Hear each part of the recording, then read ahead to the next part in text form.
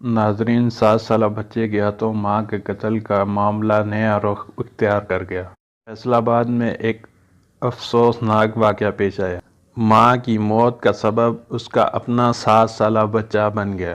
ذرائع کے مطابق 7 سالہ اذان نے پستول سے اپنی ہی ماں پر گولی چلا دی۔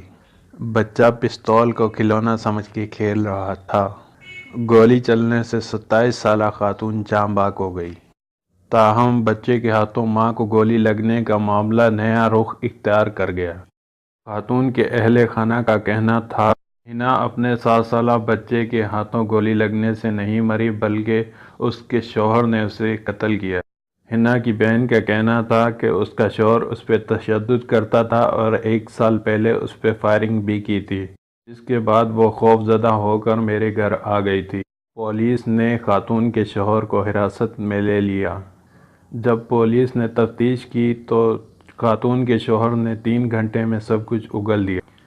اس نے تفتیش کے دوران یہ پولیس کو بتایا کہ اس نے بچے پہ دباؤ ڈالا تھا کہ جب پولیس آئے تو اس کو یہ بیان دینا کہ وہ پستول سے کھیل رہا تھا کہ اچانک گولی چل گئی۔ ویڈیو کو لائک کریں اور مزید اس طرح کی ویڈیوز کے لیے ہمارا چینل سبسکرائب